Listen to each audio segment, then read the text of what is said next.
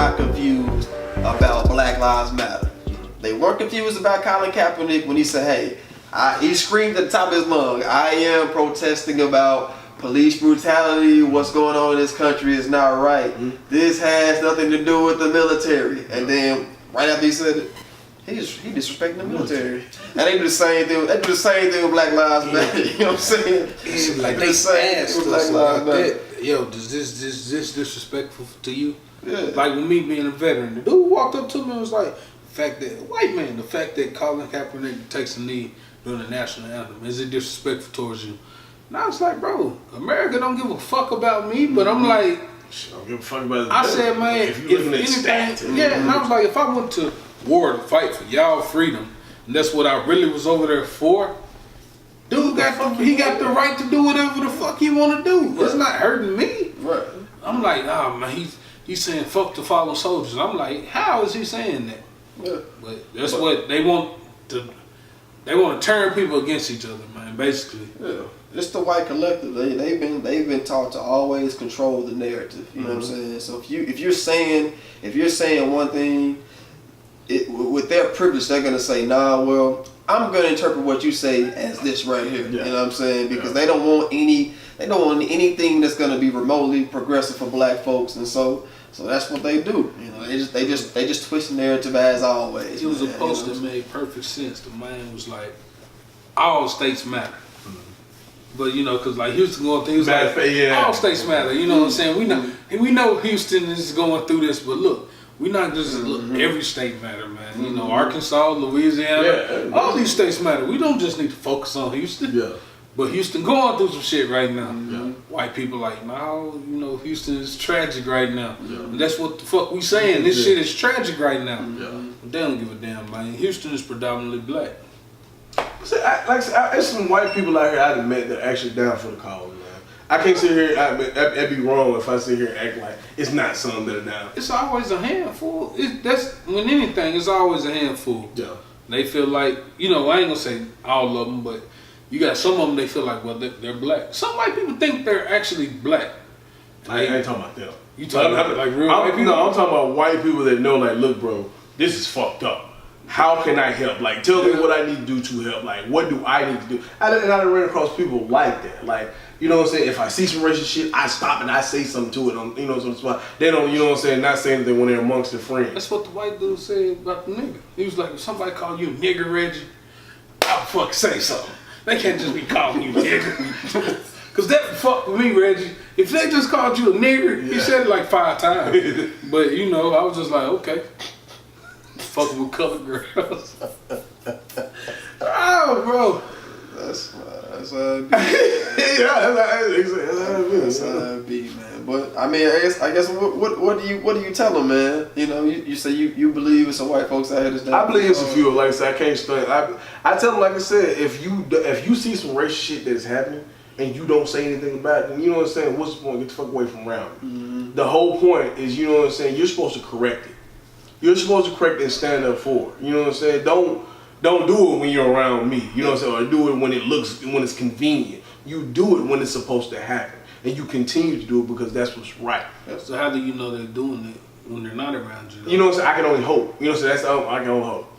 Cause like I told him, like, I feel like a lot of white people are scared of black people. So it's like if I think a lot of white people just scared in general. Like if it's a group of white people tormenting this little black kid, they might be like, yo, stop. But it's happening over there. They're across the street. Y'all need to stop. I'm gonna call the police or whatever. When all you gotta do is come over there and probably just get in between them and the shit will stop. Cause you're another white person. You get in between them. Yo, the shit probably will stop. But they, nah. It's a lot of them. I don't wanna go over there. I don't know for that. I might get hit or, you know. Women got it bad. And I think the white women are worse than the white men with the racist shit. They swear up and down, bro. It's so many videos on motherfucking YouTube and Facebook, man. They're like, I'm gonna call the police on this black man just walking down the street. Like, yo, you're not supposed to be here. You're not supposed to be doing this. It is, but so my question to you then is that fear or is that control? That's like maybe a little bit of both. Yeah, I think it's both. A little more control than fear, but A black man just walking down, and they did an article on this, man. The police were receiving hundreds of calls a day that they won't even respond to because they would just call every time a white person would just see. I forgot what city it was, but every time that these people would call the police, they'd be like, "Hey, there's a black man walking down the street." They were like, "Hey, does he have a gun? No. Is he acting like he's acting crazy, belligerent? No. Well, he just looks suspicious. Okay, what is he doing? Well, he's just here, and I never seen him before." Wow. And they receive hundreds of calls like this every single day. What about the black people that do that though? That's a whole different ball game. How many black folks do you know that's really sitting on the phone? You know what I'm saying, calling the police all day, every day, or whatnot? I don't even call them. I so ain't calling no police. I ain't know. I've been robbed before, and I didn't call them. You got certain black people, man, that I've come to realize, especially in this. I stay in University Park, man. It ain't nothing but old bougie black people around me. When I first moved here, I'm outside. We just chilling, me and my relatives. You ain't seen Claude, but shit, Claude look like Claude. So he out here, man. The police pulled down on us, like, yo, what y'all doing out here? I'm like, what? What y'all doing? Where y'all going? I'm like, I live here. He was like, y'all need to go in the house. Like, damn, we in our front yard. Come to find out, bro, this dude over here, that old woman over there, her and the woman over there, stay calling the police on me. And they just come through and be like, bro, they called. The cold dude was like, yo, the woman called yesterday. It's a branch in the backyard that fell. It's big enough for me to pick up. Like, I could pick it up, throw it over my head, one hand. Yeah. He was like, they called, told me to tell you to pick that up. That's the type of shit. Like, I don't know if it's like they bougie. I don't know what's the situation. I don't think it's just bougie. But they act just like, them from a younger.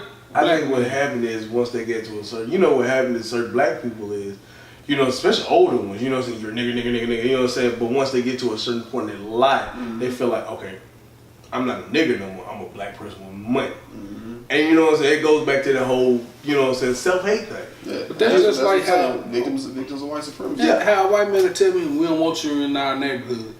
That's basically the feel that I got when I first moved in, my first day here. Yeah. Woman asked me what I do for a living. Like, what you do? How are you this young and you stay over here? Like, what, you sell drugs? I told her I sell dope. She walked out. I would just blend to it. I was just like, damn, like who does that? I'm thinking it's old people. They should welcome me in. They finna bake some pies and shit. Like, welcome to the neighborhood, them people over there, they'll be in the business and all that. Nah, what you do for a living? You need to cut down that tree and rake this yard up. I said, what? Yeah. First day. I told the woman I'm grown and I sell dope. She just walked off. Victims of white supremacy, man. That's how it is. Like, Malcolm X talked about it, who taught you to hate yourself, you know what I mean? So they look at a brother like you and say, hey, you know what? Like, he doesn't belong here. Why? Because this neighborhood was filled with white people. They probably would look at you like it was a problem too, you know what I'm saying? So we just been taught to think exactly like them. She tell me she been here since 72 every other day. I've been living here since 72. And don't own the liquor property, but the one she stay on. The shit was so crazy every day. Like, I be cutting my grass, she come outside. I've been living here since, that's how she started the conversation off. I've been living here since 72. And I was like, I've been here since 2015. What's the point? We're here. Where we at? She told me to get my dog shit out the yard. I was like, who yard? She was like, your yard. I said, man, that don't even make sense. This is my yard. Yeah, she was like, the wind blows and makes my front yard stink. I said, all right, ma'am, no problem. Just come outside a week later. I've been here since 72. I said, you gonna be a bad neighbor. No lie, she say that every time. That's like her catchphrase. I listen to her until she say that, then I keep doing what I'm gonna do. Like, the shit be funny as hell. She be on the porch.